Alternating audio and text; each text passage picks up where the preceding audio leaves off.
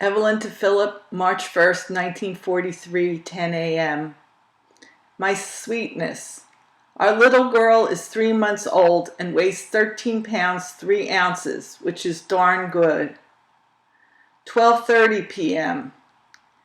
Phil, I hope you'll find it in your heart to forgive for the following. Tante Shush passed away this morning very suddenly, and you can imagine how things are. I was going to send you a telegram, but after talking to the Red Cross, they say if the soldier has any parents, he cannot obtain an emergency furlough. I decided you would only eat your heart out. Please, sweet, don't be angry with me. Page 2, it's best this way. Mom called the house this morning and Ray said she felt fine. 2 hours later, Al called and said, well, it happened. I said, what? What happened? He said, she just passed away very suddenly.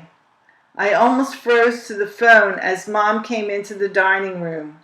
I told her as best I could, but I won't tell you what followed. Phil, yesterday when I took Adele to their house, I knew in my heart that she would die. That's why I took the baby over. It's a funny thing, the way you feel things, and then they happen. I took the baby, page 3, into her room and sat and talked to her for an hour.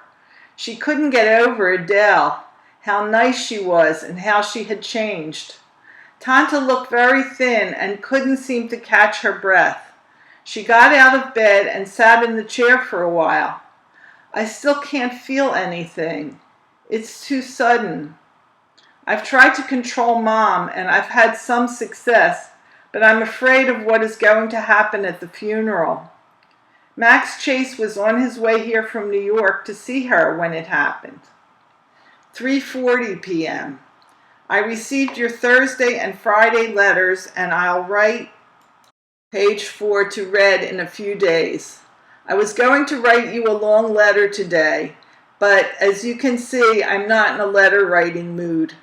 At the moment, I'm wondering if Ben and Harry will make the funeral. Ethel said she thought Ben had been shipped to the Southwest Pacific, as they have not heard from him for about 10 days. Well, dearest, I'll say so long for now. With all my love, Evie. Monday, March 1st, Philip to Evelyn, 5:10 p.m. Angel mine, received your Friday and Saturday letters today. You decry the fact that there isn't much to write about, but there's a lot of truth in the old bromide, no news is good news. Yes, baby, just go on from day to day doing the chores that are routine and therefore may seem insignificant, but are really the important events that make for a full, healthy, secure future. Little things, humdrum things, like being conscientiously strict in adhering to Adele's schedule, keeping your own person clean and fresh and attractive at all times, seeing to it that the house is likewise clean and attractive, and most important, yet most often overlooked or ignored, maintaining a calm, unruffled, pleasant disposition. Not things to put in the category of news, I know, but if these tasks occupy your time to the exclusion of any form of excitement that one writes letters about, then I'm perfectly content when you have nothing to write about. The best news that I could possibly get from you any day is that everyone is well at home. Remember that, sweet. The popular conception that a soldier's life is adventurous and exciting and glamorous is only half true. That is, half the soldiers come under that category, and the other half don't. I am of the latter category, and so monotonous is the sameness of my days that I wonder where I get the material for a daily letter.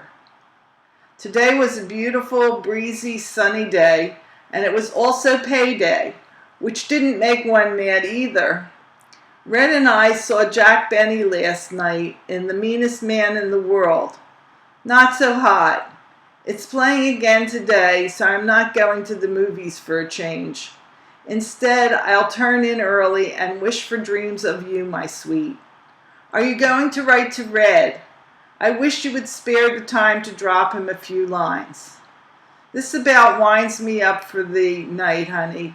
So I'll whisper very tenderly in your receptive ear that I love you and your cute little daughter, Adele. Bless both your little hearts.